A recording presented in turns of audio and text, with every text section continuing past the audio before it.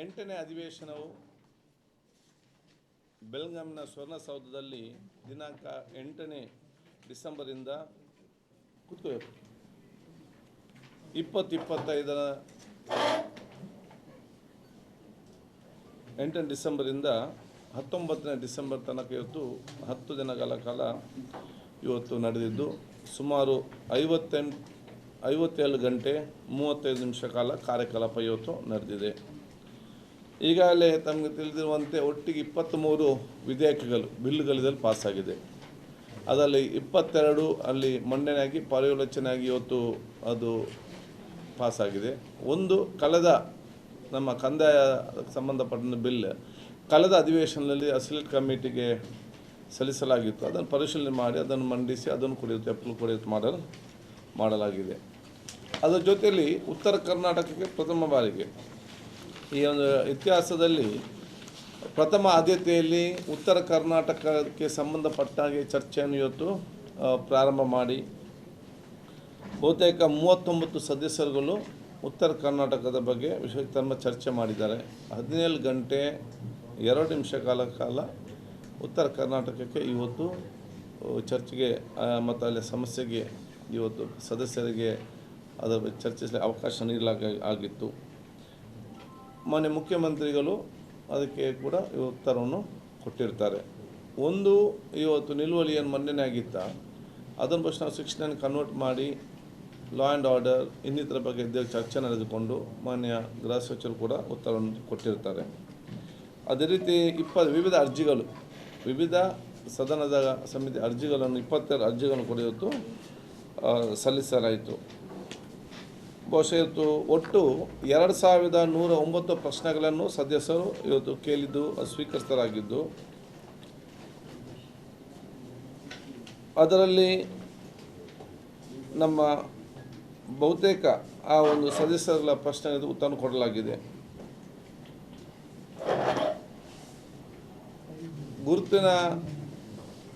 ಚುಕ್ಕೆ ಗುರುತಿನ ಪ್ರಶ್ನೆ ಇವತ್ತು 135 ಪ್ರಶ್ನೆಗಳ ಪೈಕಿ 134 ಪ್ರಶ್ನೆಗಳು ಕೂಡ ಇವತ್ತು ಉತ್ತರಿಸಲಾಗಿದೆ. ಅದೇ ರೀತಿ ನಿಯಮ 31ರಡಿ ಇವತ್ತು 180 ಸೂಚನೆಗಳನ್ನು ಸ್ವೀಕರಿಸಲಾಗಿದ್ದು 70 ಸೂಚನೆಗಳ ಬಗ್ಗೆ ಇವತ್ತು ಮಂಡಿಸಿ ಚರ್ಚಿಸಲಾಗಿದೆ. ಶೂನ್ಯ ವೇಳೆಯಲ್ಲಿ 2 ಸಬ್ಜೆಕ್ಟ್ ತೆಗೆದುಕೊಂಡು ಇವತ್ತು ನಾವು ಚರ್ಚೆ ಮಾಡಲಾಗಿದೆ. ಗಮನ ಸೆಳೆಯುವ ಸೂಚನೆ 368ರಲ್ಲಿ 228 ಸೂಚನೆ ಕೂಡ ಉತ್ತರಿಸಲಾಗಿದೆ. ಹಾಗೂ ವಿವಿಧ 6 ನಿರ್ಣಯಗಳು ತಮಗೆ ಈಗಾಗಲೇ ತಿಳಿದಿರುವಂತೆ 6 ನಿರ್ಣಯಗಳನ್ನು ಕೈಗೊಂಡು ಅದನ್ನು ಬಹುಶಃ ಕೇಂದ್ರ ಸರ್ಕಾರಕ್ಕೆ ನಾವಿವತ್ತು ಸಲ್ಲಿಸಿದ್ದೇವೆ. ಅದೊಂದು ಏಮ್ಸನ್ನು ರಾಯಚೂರು ಸ್ಥಾಪನೆ ಮಾಡೋದಿರಲಿ, ಕಲ್ಯಾಣ ಕರ್ನಾಟಕಕ್ಕೆ ಮ್ಯಾಚಿಂಗ್ ಗ್ರಾಂಟ್ ಕೊಡೋದು ಇರಲಿ, ಈ ವಿವಿಧ 6ಅನ್ನು ಇವತ್ತು ನಿರ್ಣಯ ಮಾಡಿ ಇವತ್ತು ಪಾಸ್ ಮಾಡಲಾಗಿದೆ. ಆದ ಕಾರಣ ಬಹುಶಃ ಒಂದು ಅತ್ಯಂತ ಯಶಸ್ವಿಯ ಒಂದು ಉತ್ತಮವಾದ ವಾತಾವರಣದಲ್ಲಿ ಸಮರ್ಪಕ ಈ 10 ದಿವಸ ಕಾಲ ಸಮರ್ಪಕ ಚರ್ಚೆ ನಡೆಸಿಕೊಂಡು ಒಂದು ಅಧಿವೇಶನ ಆಗಿದ್ದುಕೊಂಡು ನಾನೆಲ್ಲರಿಗೂ ಕೂಡ ನಮ್ಮ ಆಡಳಿತ ಪಕ್ಷದ ಮುಖ್ಯಮಂತ್ರಿ ಸಚಿವರಿಗೂ ಶಾಸಕರಿಗೂ ಪ್ರತಿಪಕ್ಷದ ಮುಖ್ಯಸ್ಥರಿಗೂ ಮತ್ತೆಲ್ಲ ನಮ್ಮ ಸದಸ್ಯರಿಗೂ ನಮ್ಮ ಲೆಜಿಸ್ಲೇಚರ್ನ ಎಲ್ಲ ನಮ್ಮ ಅಧಿಕಾರಿ ವರ್ಗದವರಿಗೂ ಮಾಧ್ಯಮದ ಮಿತ್ರರಿಗೂ ಮತ್ತು ವಿಶೇಷವಾಗಿ ಬೆಳಗಾಮಿನ ಅದು GC ಇರಲಿ SP ಇರಲಿ ಕಮಿಷನರ್ ಜೊತೆಯಲ್ಲಿ ಬೆಳಗಾಂನ ಊರ ಜನತೆ ಕೂಡ ನನ್ನ ಜೊತೆ ನಾನು ಸಲ್ಲಿಸಲಿಕ್ಕೆ ಬಯಸ್ತೇನೆ. ಸರ್, ಈ ಬಾರಿಯ ಅಧಿವೇಶನದಲ್ಲಿ ಉತ್ತರ ಕರ್ನಾಟಕ ಕೊಡಲಾಗಿದೆ ಅಂತ ಪ್ರತಿಪಕ್ಷದ ಆರೋಪ. ಹೌದು, ಅದನ್ನೇ ಪ್ರತಿಪಕ್ಷದ ನಾಯಕರು BSCಯಲ್ಲಿ ಮತ್ತು ಇದರಲ್ಲಿ ಆಡಳಿತ ಮುಖ್ಯಮಂತ್ರಿಗಳು ಮತ್ತು ಸದಸ್ಯರುಗಳು ಕೂಡ ಇವತ್ತು ಅಪೇಕ್ಷೆ ಇತ್ತು, ಇಚ್ಛೆ ಇತ್ತು. ಪ್ರತಿಪಕ್ಷ ನಾಯಕರ ಮತ್ತು ಸದಸ್ಯರ ಆ ಒಂದು ಬೇಡಿಕೆ ಕೂಡ ಇತ್ತು ಮತ್ತು ಮಾಧ್ಯಮದ ತಮ್ಮ ಒಂದು ಜನರ ಅಭಿಪ್ರಾಯ ಕೂಡ ಇವತ್ತು ತಾವೆಲ್ಲ ತಿಳಿಸಿದ್ದೀರಿ ತಮ್ಮ ಮಾಧ್ಯಮ ಮುಖಾಂತರ. ಅದಕ್ಕಾಗಿ ನಾವು ಫಸ್ಟ್ ಉತ್ತರ ಕರ್ನಾಟಕಕ್ಕೆ ಸಂಬಂಧಪಟ್ಟಾಗೆ ಎಷ್ಟು ಜನ ಮಾತಾಡಲಿಕ್ಕೆ ಬೇಕು ಅಲ್ಲೆಲ್ಲರಿಗೂ ಕೂಡ ಅವಕಾಶ ಮಾಡಿ ಕೊಟ್ಟಿರ್ತೇವೆ. ಈಗ ಇದಕ್ಕೆ ಸಂಬಂಧಪಟ್ಟಂಗೆ ಮುಡಿಪು ಪ್ರಿಸನ್ ಬಗ್ಗೆ ಈಗ ಇನ್ನೂ ತನಕ ಯಾವುದೇ ಇದಾಗಿಲ್ಲ. ಇಲ್ಲಿ ಸಮಸ್ಯೆ ಅಂತೂ ಆಗ್ತಾ ಇದೆ. ಇಲ್ಲಿ ಇವರೇನು ಕಲೆಕ್ಷನ್ ಮಾಡಿದ್ದಾರೆ ಹಾಗೆ ಅಂತ ಅಂದ್ಬಿಟ್ಟು ಅದೇ ಮೊಬೈಲ್ ನೆಟ್ವರ್ಕ್ ಸಮಸ್ಯೆ ಅದು ಆಗಲೇಬೇಕು, ಅಲ್ಲಿ ಇದಾಗಬೇಕು ಅಂತ ನೀವು ಇವತ್ತು ಒತ್ತು ಹಿಡಿದಿದ್ರಿ. ಇನ್ನೂ ತನಕ ಇದಾಗಿಲ್ಲ. ಏನು ಅದರ ಬಗ್ಗೆ ಏನು ಕ್ರಮ ಇಲ್ಲ? ಈಗ ಮುಡಿಪು ಜೈಲದ ನನ್ನ ಕ್ಷೇತ್ರ ವ್ಯಾಪ್ತಿಯಲ್ಲಿ ಇರುತ್ತಿದೆ. ನಮ್ಮ KID ಬಿಲ್ಯಾನ್ನಲ್ಲಿ ಒಂದು ಹಂತದ ಕೆಲಸ ಮುಗಿದಿದೆ.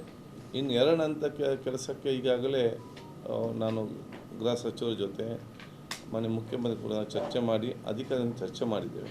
ಏನಿದು ಕೂಡ ಮುಂದಿನ ನಮ್ಮ ಬಜೆಟ್ನಲ್ಲೇ ಅದಕ್ಕೆ ಇವತ್ತು ಅನುದಾನ ಮುಂದಿನ ಬಜೆಟ್ ನಂತರ ಬಹುಶಃ ಅದಕ್ಕೆ ಅನುದಾನ ಮೀಸಲು ಕೆಲಸವಾಗಿ ಮತ್ತೆ ಅದು ಪ್ರಾರಂಭ ಮಾಡ್ತೇವೆ. ಅದು ಆದಷ್ಟು ಬೇಗನೆ ಮುಗಿಸೋ ಒಂದು ಉದ್ದೇಶ ಕೂಡ ನಮಗೆ ಸರ್ಕಾರಕ್ಕೆ ಇವತ್ತು ಇದೆ. ಮಹಾಕಾಳಿ ಪಡಪು ಲೆವೆಲ್ ಕ್ರಾಸಿಂಗ್ ಸಂಬಂಧಪಟ್ಟಂಗೆ ಈಗ ನೀವು ಅದೇ ಡಿಸೆಂಬರ್ 20th ಅಂತ ಶುರು ಮಾಡಿದೆ. ಬಟ್ ಅಲ್ಲಿ ಇದೆಲ್ಲ ತಯಾರಾದರೂ ಸಹಿತ ಇನ್ನೂ ತನಕ ಅಲ್ಲಿ ಓಡಾಟಕ್ಕೆ ಇದಾಗ್ತಾ ಇಲ್ಲ. ಮತ್ತು ಅಲ್ಲಿ ಕೆಲಸನೂ ಶುರು ಆಗ್ತದೆ ಈಗ. ಇದು ಪಂಪ್ವೆಲ್ಲಿಂದ ಇದಕ್ಕೆ ಅದು ಗುಂಡಿ ತುಂಬಿದ ಇದಕ್ಕೆ ಈಗ ಟ್ರಾಫಿಕ್ ಮೂವ್ಮೆಂಟಿಗಂತೂ ಸಿಕ್ಕಾಪಟ್ಟೆ ಇದಾಗ್ತಾ ಇದೆ. ಎಸ್ಪೆಷಲಿ ನಿಮ್ಮ ಕಡೆಯಿಂದ ಬಂದು ಈ ಸೈಡ್ ಸಿಟಿಯಲ್ಲಿ ಹೋಗಬೇಕಾದ ಇದಕ್ಕೆ ಇಲ್ಲ, ಅದೇ ಮಹಾಕಾಲ್ ಅಂಡರ್ ಪಾಸ್ನ ಈಗಾಗಲೇ ಹೇಳಿದಾಗೆ ಒಂದು ನಗರದ ಅದು ಮಂಗಳೂರು ನಗರ ಮತ್ತು ಉಳ್ಳಾಲ ನಗರಕ್ಕೆ ಅಭಿವೃದ್ಧಿಗೆ ಪೂರಕವಾದ ಅಂಡರ್ ಪಾಸ್ ಆಗ್ತದೆ. ಯಾಕೆಂತ ಹೇಳಿದರೆ ಯಾವುದೇ ಒಂದು ನಗರ ಇರಲಿ, the inlet and outlet should be free.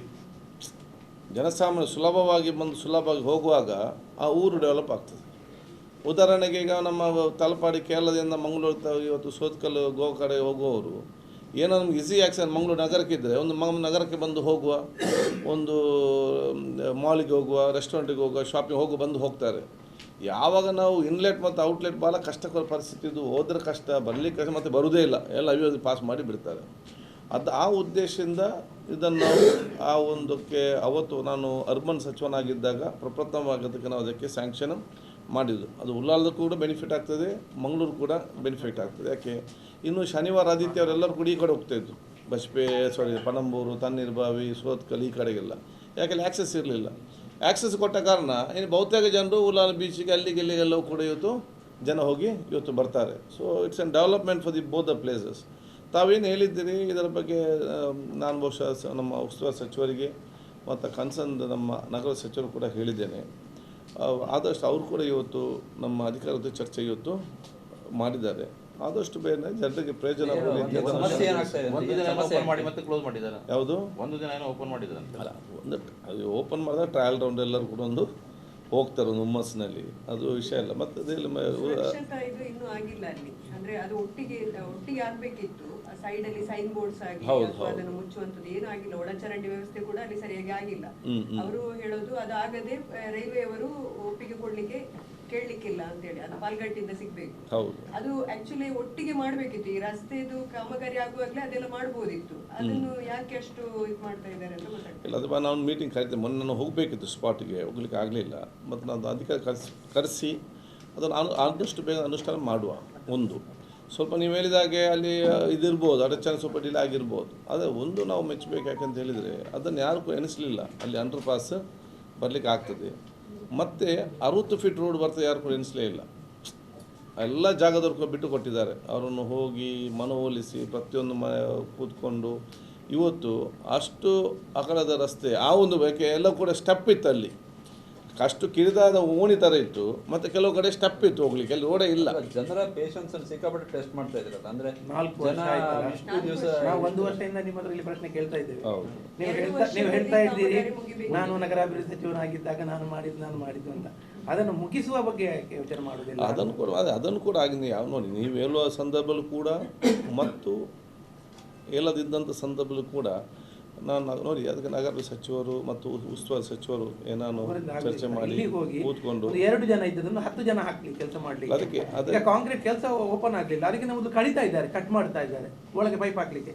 Pipe ಮೊದಲು ಹಾಕ್ಬೇಕಾದ್ರೆ ಅವ್ರಿಗೆ ಗೊತ್ತಿರಲಿಲ್ಲ. ಅದಕ್ಕಾಗಿ ನಾನು ಸ್ಪಾಟ್ ವಿಸಿಟ್ ನಾನು ಇಂಜಿನ್ ಕರ್ಕೊಂಡು ಮಾಡ್ತೇನೆ. ಪ್ರೊಟೆಸ್ಟ್ ಮಾಡ್ತಾರೆ. ಪ್ರೊಟೆಸ್ಟ್ ಮಾಡುವುದನ್ನು ಬಿಟ್ಟು ಅಧಿಕಾರಿಗಳನ್ನು ಕರೆದು ಇಷ್ಟು ಟೈಮ್ ಒಳಗೆ ನೀನು ಮುಗಿಸ್ಬೇಕು ಅಂತ ಅವರಿಗೆ ಹೇಳ್ಬೋದು. ಹೇಳಿದ ಅದಕ್ಕೆ ಡಿಸೆಂಬರ್ ವರೆಗೆ ಮುಗಿಸ ಲಾಸ್ಟ್ ಟೈಮ್ ಮೀಟಿಂಗ್ ಮಾಡುವಾಗ MP ಮೀಟಿಂಗ್ ಅಲ್ಲೇ ಹೇಳಿದ್ರು 20 ತಾರೀಕಿಗೆ ಮಾಡ್ತೇವೆ ಅಂತ 3 ತಿಂಗಳ ಹಿಂದೆ ಹೇಳಿದ್ದಾರೆ.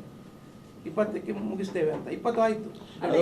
ಅವರು ಹೇಳಿದಾಗೆ ರೋಡ್ ಇದೆಲ್ಲ ಮುಗಿಸಿದ್ದಾರೆ, ಇನ್ನು ಅದೇ ಸುರಕ್ಷತಾ ಇದನ್ನು ಮಾಡಿಲ್ಲ. ಅದು ಒಟ್ಟಿಗೆ ಮಾಡಬಹುದಿತ್ತು ಅಂತ. ಪಕ್ಕದಲ್ಲೇ ಮೊಯ್ಲಿ ಕೆರೆ ಅಂತ ಒಂದಿದೆ, ಆ ಕೆರೆದು ನೀರು ಇಲ್ಲಿಗೆ ಇಳಿದು ಬರ್ತದೆ, ಅದಕ್ಕೆ ತಡೆಗೋಡೆ ಮಾಡ್ಬೇಕು. ಅದು ಮಾಡಲಿಲ್ಲ. ಅದು ಮೇಲಿದೆ, ನಾವು ಹೇಳುದಲ್ಲ. ಸ್ವಾಭಾವಿಕವಾಗಿ ಯಾವುದೇ ಕಾಮನ್ ಸೆನ್ಸ್ ಇರೋರು ಅರ್ಥ ಮಾಡ್ಕೊಳ್ಳುವಂತ ಪರಿಸ್ಥಿತಿ. ಸಣ್ಣ ಮಳೆ ಬಂದ್ರು ಕೂಡ ಅದ್ರ ನೀರು ನಿಲ್ತದೆ. ಇನ್ನೊಂದು ಹೇಗೂ ಅದರದ್ದು ಇದು ಗೊತ್ತಿದೆ, ಅಲ್ಲಿ ಯಾವ ರೀತಿಯಲ್ಲಿ ಮಳೆಗಾಲದಲ್ಲಿ ನೀರು ನಿಲ್ತದೆ ಅಂತ. ಅದೇ ಅಷ್ಟು ಗೊತ್ತಿದ ಮೇಲೆ ಮತ್ತು ಇಲ್ಲಿ ಮಾಡುವಾಗ ಅದೇ ಇದನ್ನು ಅನುಸರಿಸಿ ಇಂಜಿನಿಯರ್ಗಳು ಅದೆಲ್ಲ ಗೊತ್ತಿರ್ಬೇಕಲ್ಲ. ಕೆರೆದು ನೀರು ಇಳಿದು ಬರ್ತದೆ, ಒಂದು ಸಣ್ಣ ಮಳೆ ಬಂದ್ರು ಕೂಡ ಅಲ್ಲಿ ನೀರು ನಿಲ್ತದೆ.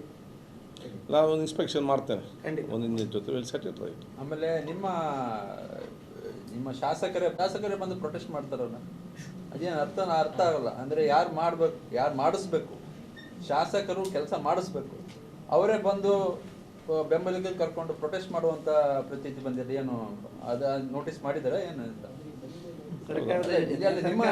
ನಿಮ್ಮ ಇವರೇ ಬಂದು ಸರ್ಕಾರದ ಯೋಜನೆ ಆಡಳಿತ ಪಕ್ಷದ ಶಾಸಕರೇ ಬಂದು ಇದು ಮಾಡ್ತಾರೆ, ಪ್ರೊಟೆಸ್ಟ್ ಮಾಡ್ತಾರೆ. ಏನು ಅರ್ಥ ಏನಿದು? ಏನು ತಿಳ್ಕೊಬೇಕು ಜನ, ಏನು ತಿಳ್ಕೊಬೇಕು ಅಂತ? ಅಲ್ಲ ಏನು ಅಲ್ಲ ನಿಮಗೆ ಇದು ಅಂತ ಇದು ಉಲ್ಲಾಳದಿಂದ ಬರುವಂತ ಅದ್ರ ಬಗ್ಗೆ ಏನು ಅಲ್ಲ, ಆಕ್ಷನ್ ಅಲ್ಲ, ನೀವೇನು ಕಾಮೆಂಟ್ ಮಾಡಲ್ವಾ ಏನು ಎಂತ? ಅಲ್ಲ, ಈಗ protest is the beauty of Indian democracy. ಅದು ಹೌದು, ಪ್ರೊಟೆಸ್ಟ್ ಸಿಕ್ಕಾಪಟ್ಟೆ ಬ್ಯೂಟಿ ಅದು. ಆದ್ರೆ ಯಾಕೆ ಏನು ಮಾತು ನನಗೆ ಗೊತ್ತಾ, ನಾನು ಅವ್ರ ಚರ್ಚೆ ಮಾಡ್ತೇನೆ ಅವ್ರ ಜೊತೆಯಲ್ಲಿ. ಸರ್, ಈಗ ಅಧಿವೇಶನದಲ್ಲಿ ಉಡುಪಿ ಅಭಿವೃದ್ಧಿ ವಿಚಾರಕ್ಕೆ ಸಂಬಂಧಪಟ್ಟಂತೆ ಪ್ರಶ್ನೆ ಕೇಳಿದಂಥದ್ದೇ ನೀವು ಹರಿಕತೆ ಹೇಳಬೇಡಿ, ನಿಲ್ಲಿಸಿ ಅಂತ ಹೇಳಿರುವುದಕ್ಕೆ ಅಸಮಾಧಾನ ವ್ಯಕ್ತಪಡಿಸಿದ್ದಾರೆ. ಮತ್ತೆ ಸ್ಪೀಕರ್ ಅವರು ಉಡುಪಿ ಜನರ ಕ್ಷಮೆ ಕೇಳಬೇಕು ಅಂತೇಳಿ ಅವರು ಒತ್ತಾಯಿಸಿದ್ದಾರೆ. ಸೊ ಏನು ಹೇಳ್ತೀವಿ? ನೋಡಿ, ಒಂದು ಅಸೆಂಬ್ಲಿ ಒಂದು ಕುಟುಂಬದ ರೀತಿಯಲ್ಲಿ ಇರುವಂಥದ್ದು. ಇದರಲ್ಲಿ ಕುಟುಂಬದ ರೀತಿ ಇದ್ದಾಗ ಆ ಕುಟುಂಬ ಹೇಗೆ ಚೆನ್ನಾಗಿ ನಡೆಸ್ಕೊಂಡು ಹೋಗೋ ಜವಾಬ್ದಾರಿ ಒಂದು ಸಭಾಧ್ಯಕ್ಷ ನನ್ನ ಜವಾಬ್ದಾರಿ ಆಗಿದೆ. ಅದರ ಒಳಗಡೆ ಏನಾಗಿದೆ ಅದು ಆಗಿದೆ, ಅದ್ರ ಬಗ್ಗೆ ಹೊರಗೆ ಮಾತಾಡಲಿಕ್ಕೆ ನಾನು ಇಷ್ಟಪಡೋದಿಲ್ಲ. ನಾನೆಲ್ಲರಿಗೂ ಹೇಳೋದು ಇಷ್ಟೇ, ದಕ್ಷಿಣ ಕನ್ನಡ ಕರಾವಳಿಗೆ ವಿಶೇಷವಾದ ಗೌರವ ಇತ್ತು ಹಿಂದೆ. ಅದು ಎ ಜಿ ಕೊಡ್ಗಿ ಇರಲಿ, ಜಿ ಎಸ್ ಆಚಾರ್ಯ ಇರಲಿ, ಬ್ಲೇಸ್ ಎಸ್ ಎಂ ಡಿಸೋಜ್ ಇರಲಿ, ಬಿ ಎ ಮೊಯ್ದೀನ್ ಇರಲಿ, ಜಯರಾಮ್ ಶೆಟ್ಟಿ ಇರಲಿ, ಅಂಗಾರ್ ಇರಲಿ, ಯೋಗೇಶ್ ಭಟ್ ಇರಲಿ, ಎಲ್ಲ ಶಾಸಕ ಇಡೀ ರಾಜ್ಯದ ಬೇರೆ ಶಾಸಕರೆಲ್ಲರೂ ಕೂಡ ಅದಕ್ಕೆ ಒಂದು ಮನೋರಮ ಮಧ್ವರಾಜರು ಇರಲಿ, ಪ್ರತಾಪ್ ಚಂದ್ರ ಶೆಟ್ಟರ್ ಇರಲಿ, ಬೇರೆ ರಾಜ್ಯದ ಎಲ್ಲರೂ ಕೂಡ ಒಂದು ಗೌರವಪೂರಿತವಾದಂಥ ಅತ್ಯುತ್ತಮವಾದ ಒಂದು ಸೌಜನ್ಯದ, ಸಜ್ಜನಿಕೆಯ, ಸರಳತೆಯ ಶಾಸಕರೆಂಬ ವಿಶೇಷ ಗೌರವ ಕರಾವಳಿಯವರಿಗಿದೆ ಇತ್ತು. ಎಲ್ಲ ಶಾಸಕರು ಆ ಗೌರವ ಮತ್ತು ಉಳಿಸಬೇಕಂತೇಳಿ ನಾನು ಎಲ್ಲರಿಗೂ ಹೇಳಲಿಕ್ಕೆ ನಾನು ಇವತ್ತು ಬಯಸ್ತೇನೆ. ಯಾಕೆಂದರೆ ಬೇರೆಯವರು ಬಂದು ಆಗ ನಮಗೆ ಹಿಂದೆ ಆಗಿತ್ತು ಮತ್ತು ಹೀಗೆ ಹೇಳುವಾಗ ಅದು ನಮಗೆ ಸ್ವಲ್ಪ ನೋವಾಗ್ತದೆ. ಅದನ್ನು ಸಂತೋಷ. ನಾನು ಹೇಳಿದೆಲ್ಲ, ಬ್ಯೂಟಿ ಆಫ್ ಇಂಡಿಯನ್ ಡೆಮೋಕ್ರಸಿ ಅಂತೇಳಿ ಅಲ್ವಾ. ನಾನೇ ಸ್ಪೀಕರ್ ಸ್ಥಾನಕ್ಕೆ ಹೋಗಿ ಕೂತ್ಕೊಳ್ಬೇಕಾದ್ರೆ ನನ್ನ ಪರವಾಗಿ ಎಷ್ಟು ಜನಕ್ಕೆ ಆಶೀರ್ವಾದ ಮಾಡಿ ಶ್ರಮಪಟ್ಟಿದ್ದಾರ ಅಷ್ಟೇ ಆ ಪ್ರೊಟೆಸ್ಟರ್ ಕೂಡ ಇವತ್ತು ಕಾರಣ ಅಂತ ಹೇಳಿಕೆ ನಾನು ಬಯಸ್ತೇನೆ. ಸರ್, ಈಗ ಕೋಳಿ ಅಂಕದ ಬಗ್ಗೆ ಚರ್ಚೆ ಆಗ್ತಾ ಇದೆ, ಶಾಸಕರ ಮೇಲೆ ಎಫ್ಐಆರ್ ಕೂಡ ಆಗಿದೆ, ನಿಮ್ಮ ಒಪಿನಿಯನ್? ನೋಡಿ, ಸರ್ಕಾರದ ಬಗ್ಗೆ ತೀರ್ಮಾನ ತಗೊಳ್ಬೇಕು. ನನಗೆ ಸ್ಪೀಕರ್ ಆಗಿ ಎಲ್ಲ ಕೂಡ ಮಾತಾಡಲಿಕ್ಕೆ ಎಲ್ಲಂಥದ್ದು ಆಗೋದು ಕೂಡ ಇಲ್ಲ. ನಮ್ಮ ವೈಯಕ್ತಿಕ ಅಭಿಪ್ರಾಯ ಇರ್ಬೋದು, ಇನ್ನೊಂದಿರ್ಬೋದು. ಸಂವಿಧಾನದ ಪೋಸ್ಟಲ್ಲಿ ಇದ್ದುಕೊಂಡು ಅದರ ಬಗ್ಗೆ ಬೆಚ್ಚ ಹಾಕಲಿಕ್ಕೆ ಆಗೋದು. ನಾನೆಷ್ಟು ಹೇಳೋದು, ಸರ್ಕಾರ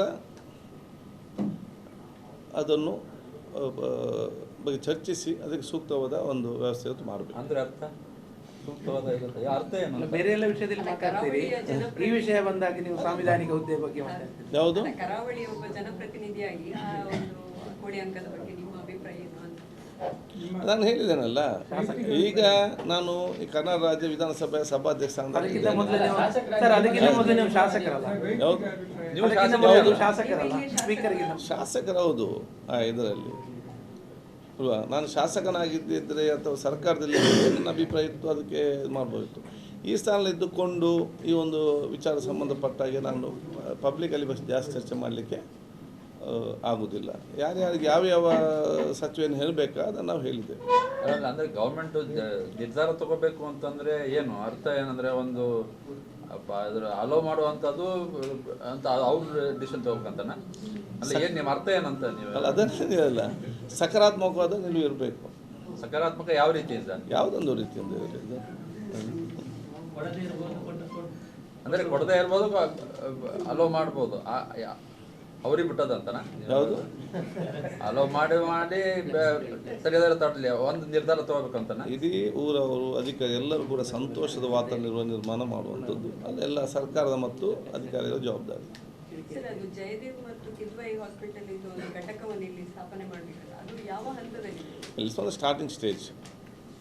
ಮಾಡಲೇಬೇಕು, ಅಂದರೆ ಅದನ್ನು ಒತ್ತಾಯ ಇದೆ. ಇಲ್ಲ, ಇಲ್ಲಿ ಆರೋಗ್ಯ ಸಚಿವರು ನಾವು ಪ್ರಸ್ತಾವನೆ ಇದಕ್ಕೆ ಸರ್ಕಾರಕ್ಕೆ ಕೊಟ್ಟಿದ್ದೇವೆ ಅಂತ ಹೇಳ್ತಾರೆ. ಆದರೆ ವೈದ್ಯಕೀಯ ಶಿಕ್ಷಣ ಸಚಿವರ ಇದರಲ್ಲಿ ಉತ್ತರದಲ್ಲಿ ಇಲ್ಲಿ ಪ್ರಸ್ತಾವನೆ ಅಂತದ್ದು ಬಂದೇ ಇಲ್ಲ ಸರ್ಕಾರದ ಮುಂದೆ ಅಂತ ಅದೇ ಅಲ್ಲ, ಪ್ರಸ್ತಾವನೆ ಅಂತ ಹೇಳಿದರೆ ಇದರ ಬಗ್ಗೆ ಭಾಳ ಚರ್ಚೆ ಆಗಿದೆ. ಈ ಹಿಂದೆ ಜಯದೇವ ಬರೀ ಬೆಂಗಳೂರಲ್ಲಿ ಮಾತ್ರ ಇತ್ತು. 2014 ಇದರಲ್ಲಿ ಬಹುಶಃ ಅದು ಮತ್ತೆ ನಾವು ಅಲ್ಲಿ ಅದನ್ನು ಮೈಸೂರಲ್ಲಿ ಪ್ರಾರಂಭ ಆಯಿತು, ಮತ್ತು ಗುಲ್ಬರ್ಗದಲ್ಲಿ ಪ್ರಾರಂಭ ಆಯಿತು. ಯಾಕಂತ ಅವತ್ತು ಚರ್ಚೆ ಮಾಡುವಾಗ ಮಂಗಳೂರು ಕಡೆ ನಾವು ಚರ್ಚೆ ಮಾಡೋಣ, ಮಂಗಳೂರಲ್ಲಿ ಭಾಳಷ್ಟು ಇವತ್ತು ಹಾಸ್ಪಿಟಲ್ಸ್ ಇವತ್ತಿದೆ. ಎಲ್ಲಿ ಪ್ರೈವೇಟ್ ಇರಲಿ ಗೌರ್ಮೆಂಟ್ ಇರಲಿ, ಒಟ್ಟಾಗಿ ಭಾಳಷ್ಟು ವೈದ್ಯಕೀಯ ಕ್ಷೇತ್ರಕ್ಕೆ ಸಂಬಂಧ ಭಾಳಷ್ಟು ಇದೆ. ಗುಲ್ಬರ್ಗದಲ್ಲಿ ಪ್ರೈವೇಟು ಇಲ್ಲ, ಗೌರ್ಮೆಂಟು ಇಲ್ಲ, ಅವರೆಲ್ಲ ಹೈದರಾಬಾದಿಗೆ ಹೋಗ್ತಿರೋದು ಇದ್ದದ್ದು, ಒಂದು ಕೂಡ ಆಸ್ಪತ್ರೆ ಇರಲಿಲ್ಲ. ಅಲ್ಲಿ ಒಂದು ಮಾಡಬೇಕು, ಮತ್ತು ಮೈಸೂರಲ್ಲಿ ಮಾತ್ರ ರೀಜನಲ್ ಆಗಿ ಒಂದು ಬರ್ತಂತ ಈಗ ಅಲ್ಲಿ ಎರಡು ಕಡೆ ಕೂಡ ಆಗಿದೆ. ಈಗ ನೆಕ್ಸ್ಟ್ ಇಲ್ಲಿ ಯಾಕೆ ನಮ್ಗೆ ಅತ್ಯಗತ್ಯ ಅಂತ ಹೇಳಿದರೆ, ಇವತ್ತು 4-5 ಜಿಲ್ಲೆಯ ಜನ ಬರ್ತಾರೆ ಇದರಲ್ಲಿ. ಸೊ ಮಂಗಳೂರಿನಲ್ಲಿ ಇವತ್ತು ಜಯದೇವ ಮತ್ತು ಕಿದ್ವಾಯಿ ಮತ್ತು ನಿಮ್ಯಾನ್ಸ್ ಇವತ್ತು ಪ್ರಾರಂಭ ಮಾಡಿದರೆ ಬರೀ ಮಂಗಳೂರಿಗೆ ಕರಾವಳಿಗೆ ಮಾತ್ರ ಅಲ್ಲ, 7-8 ಡಿಸ್ಟ್ರಿಕ್ಟ್ಸ್ಗೆ ಅದರ ಇವತ್ತು ಪ್ರಯೋಜನ ಇವತ್ತು ಆಗ್ತದೆ. ಅಷ್ಟೇ ಅಲ್ಲ, ಕೆಲವೊಂದು ಎಲ್ಲರಂತಲ್ಲ, ಮತ್ತು ನಾನು ಎಲ್ಲ ಖಾಸಗಿ ಆಸ್ಪತ್ರೆ ನಾವು ಅದನ್ನು ದೋಷಿಸಲಿಕ್ಕೆ ಆಗೋದಿಲ್ಲ. ಯಾಕೆ ಎಕ್ವಿಪ್ಮೆಂಟ್ ಅದೆಲ್ಲ ಕೂಡ ಇವತ್ತು ಜಾಸ್ತಿ ಆಗಿದೆ. ಇದ್ದಾದರೆ ಗೌರ್ಮೆಂಟ್ ಎಲ್ಲ ಕೊಡುವಂಥದ್ದು, ಅದರ ರೇಟ್ ಕಡಿಮೆ ಇರ್ತದೆ ಇದರಲ್ಲಿ.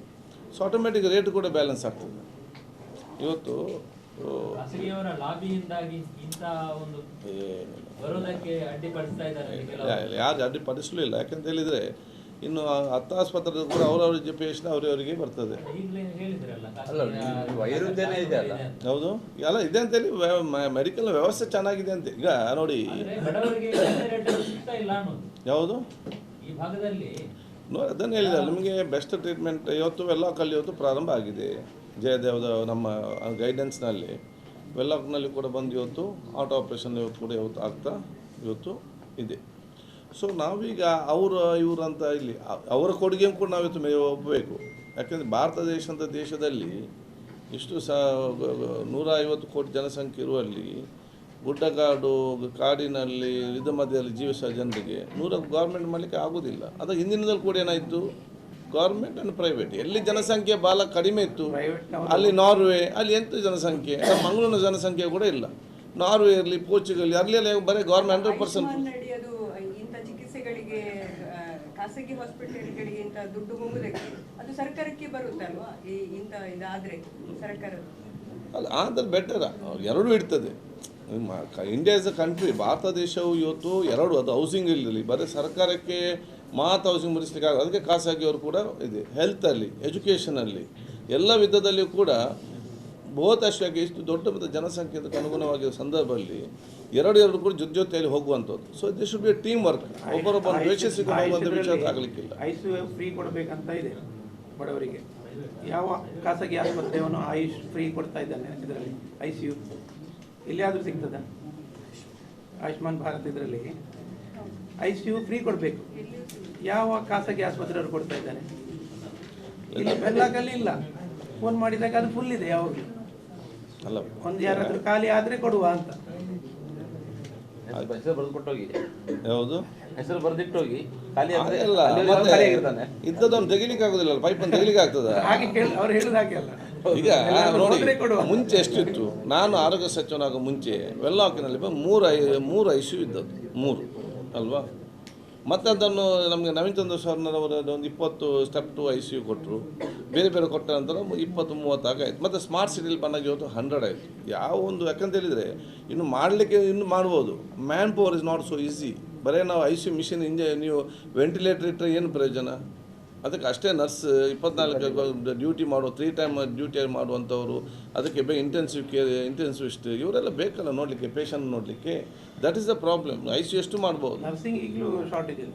ಆದ ಕಾರಣ ಮ್ಯಾನ್ ಪವರ್ ಇಂಪಾರ್ಟೆಂಟ್. ಇದೆಲ್ಲ ಅದು ಇದ್ದದರಲ್ಲಿ ಇಷ್ಟು ಬೆಡ್ ಇರುವಂಥ ಗೌರ್ಮೆಂಟ್ ಹಾಸ್ಪಿಟಲ್ ಭಾಳಷ್ಟು ಕಡಿಮೆ. ಬೆಂಗಳೂರು ಮತ್ತು ಇಂಥ ನಗರ ಬಿಟ್ಟರೆ, ಮೇನ್ ಸಿಟೀಸ್ ಬಿಟ್ಟರೆ ಅದು ಇನ್ನು ಇಂಪ್ರೂವ್ಮೆಂಟ್ ಆಗಬೇಕು. ಅದಕ್ಕೆ we have to go together. ಮತ್ತು ಆಯುಷ್ಮಾನ್ ಅಂತ ತಾವೇನು ಹೇಳಿದ್ದೀರಿ, ಕೆಲವೊಂದು ವಿಚಾರ ಇದೆ, ಅದನ್ನು ನಾನು ಈಗಾಗಲೇ ನಮ್ಮ ಆರೋಗ್ಯ ಸಚಿವ ಮತ್ತು ಸೆಕ್ರೆಟರಿ ಜೊತೆ ಡಿಸ್ಕಸ್ ಮಾಡಿದ್ದೇನೆ. ಇಲ್ಲ ಯಾಕೆ ಆಯುಷ್ಮಾನಿದು ಅದರ ರೂಪರೇಷೆ ಮಾಡಿದೆ ನಾನು ಆರೋಗ್ಯಶ್ರೀ ಯೋಜನೆ ಅಡಿಯಲ್ಲಿ. ಮತ್ತು ಅದೇ ಆರೋಗ್ಯಶ್ರೀಯನ್ನು ಆಯುಷ್ಮಾನ್ ಅಂತ ಮಾಡಿದರು. ಆವಾಗ ಎಲ್ಲಿ ಕೂಡ ಇಲ್ಲಿ ಆಂಧ್ರ ಆದ ನಂತರ ನಾವು ಪ್ರಾರಂಭ ಮಾಡಿದ್ದು, ಮತ್ತು ಬೇರೆ ಎಲ್ಲಿ ರಾಜ್ಯದ ಇರಲಿಲ್ಲ. ಮತ್ತೊಂದೆರಡು ರಾಜ್ಯ ಮತ್ತೊಂದು ದೇಶದಲ್ಲಿ ಬಂತು. ಸೊ ಆವಾಗ ಏನಿತ್ತು, ಅದರಿಂದ ಯಾಕೆ ಈ ಪರಿಸ್ಥಿತಿ ಬಂತು ಎಲ್ಲ ಕೂಡ ಡೀಟೇಲ್ ಆಗಿ ಚರ್ಚೆ ಮಾಡಿದ್ದೇನೆ. ಅಲ್ಲ, ಈಗ ಅದೇ ಜಯದೇವ ಮತ್ತು ಕಿದ್ವಾ ಇದು ಯೂನಿಟ್ ಇಲ್ಲಿ ಬರೋದು, ಈಗ ಇವರೆಲ್ಲ ವೈರುಧ್ಯ ಕಾಣ್ತದೆ. ಇಲ್ಲಿ ಬಂದು ಅವರು ಅಸಿಸ್ಟ್ ಕೊಡ್ತಾ ಇದ್ದಾರೆ, ಜಯದೇವದವರು ಇಲ್ಲಿ ಬಂದು ಇಲ್ಲಿ ಆಗ್ತಾ ಇದೆ ಅಂತಂದ್ರಿ ವೆನ್ಲಾಕ್ನಲ್ಲಿ. ಅಲ್ಲ, ಈಗ ಈಗ ನಿಮ್ಮ ಆರೋಗ್ಯ ಸಚಿವರು ಪ್ರಸ್ತಾವನೆ ಬಗ್ಗೆ ಹೇಳ್ತಾರೆ, ಅವರು ಇಲ್ಲ ಅಂತಂತಾರೆ. ಈಗ ಇದರಲ್ಲಿ ಯಾವುದು ಅಂದರೆ ಆರೋಗ್ಯ ಸಚಿವರಿದೇನು ಚರ್ಚೆ ಮಾಡಿ ನಮ್ಮ ಪ್ರಪೋಸಲನ್ನು ಅಫಿಷಿಯಲ್ ಆಗಿ ಕಳಿಸ್ತಾರೆ. ಏನಿದ್ರು ಕೂಡ it has to come in the budget. ಆಯಿತಾ, ಈ ಬಜೆಟ್ ಆಗುವ ಸಂದರ್ಭದಲ್ಲಿ ನಾವು ಕೂಡ ಅದನ್ನು ಉಸ್ತುವಾರಿ ಸಚಿವರು ಮತ್ತು ನಾವು ಜಿಲ್ಲೆಯ ಜನತೆ ಎಲ್ಲರೂ ಕೂಡ ಶಾಸಕರು ಒಗ್ಗಟ್ಟಾಗಿ ಅದನ್ನು ನಾವು ಉಸ್ತುವಾರಿ ಸಚಿವರ ಮುಖಾಂತರ ಮೆಡಿಕಲ್ ಎಜುಕೇಷನ್ ಮತ್ತು ದುಡ್ಡು ಬೇಕಲ್ಲ. ಬಜೆಟಲ್ಲಿ ನೋಡಿ, ಯಾವುದೇ ಒಂದು ಕೆಲಸ ಇರಲಿ, ಅದು ನೀವು ಹೇಳಿದಾಗೆ ಜೈಲು ಇನ್ನೊಂದಿರಲಿ, ಬಜೆಟಲ್ಲಿ ಘೋಷಣೆ ದುಡ್ಡಿಟ್ಟರೆ ಮಾತ್ರ ನಾಲ್ಕು ದುಡ್ಡು ಕೊಡಲಿಕ್ಕೆ ಆಗ್ತದೆ. ಕೆಲವೊಂದು ಸಂದರ್ಭದಲ್ಲಿ ಎಮರ್ಜೆನ್ಸಿಯಾಗಿ ಕೊಡ್ತಾರೆ, ಆಯಿತು, ಅದು ಇದಕ್ಕೆಲ್ಲ ಕೂಡ ಬರೋದಿಲ್ಲ. ಬೇರೆ ಅದಕ್ಕೆ ಅಡಿಷನಲ್ ನಮ್ಮ ಸಪ್ಲಿಮೆಂಟ್ರಿ ಬಜೆಟಲ್ಲಿ ತಗೊಳ್ತಾರೆ.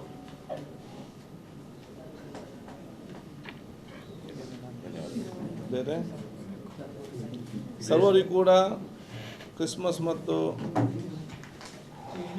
ಹೊಸ ವರ್ಷದ ಮತ್ತು ಮಕರ ಸಂಕ್ರಾಂತಿಯ ಶುಭಾಶಯಗಳು. ಯೂನಿವರ್ಸಿಟಿ ಅಂಡರಲ್ಲಿ 22 ಕಾಲೇಜನ್ನು ಬಂದ್ ಮಾಡ್ತಾರಂತೆ. ಎಲ್ಲಿ ಪ್ರೈವೇಟಾ? ಯೂನಿವರ್ಸಿಟಿ ಅಂಡರ್ ಅಲ್ಲಿ ಇರುವಂತದ್ದು ಪ್ರೈವೇಟ್ ಅದು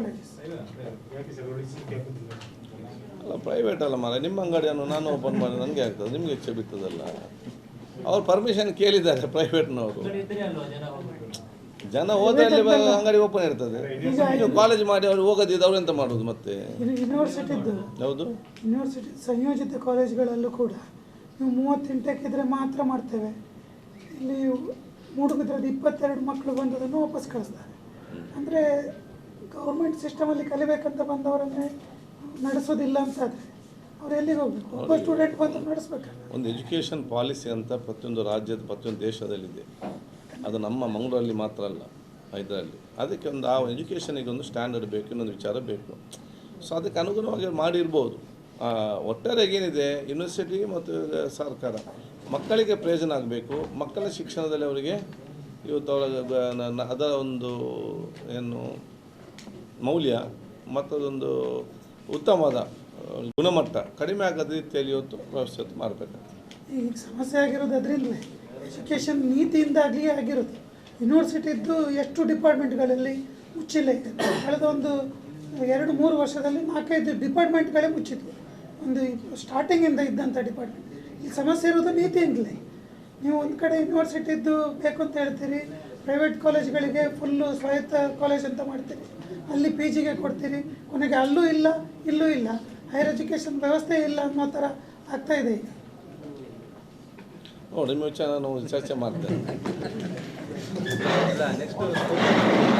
ಯಾರಿಗೂ ಗೊತ್ತು.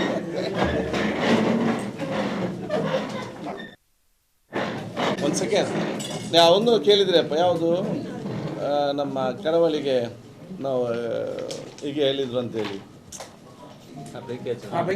ನೋಡಿ, ಅದು ಸರಿ. ಒಂದು ಸೆಕೆಂಡ್, ಈಗ ಅಧಿವೇಶನದ ಸಂದರ್ಭದಲ್ಲಿ ವಿಧೇಯಕ ಬರುವಾಗ ಚರ್ಚೆ ಆಗೋದು ಸ್ವಾಭಾವಿಕ ಇದರಲ್ಲಿ ಅಲ್ವಾ? ಆವಾಗ ನಾನು ಹೇಳ್ತಿದ್ರೆ ಅದನ್ನು ಸರಿಪಡಿಸ್ಲಿಕ್ಕೆ ಅವಕಾಶ ಏನು? ಕೂತ್ಕೊಂಡು ಅದನ್ನು ಚರ್ಚೆ ಮಾಡಿ ಅದನ್ನು ಯಾವ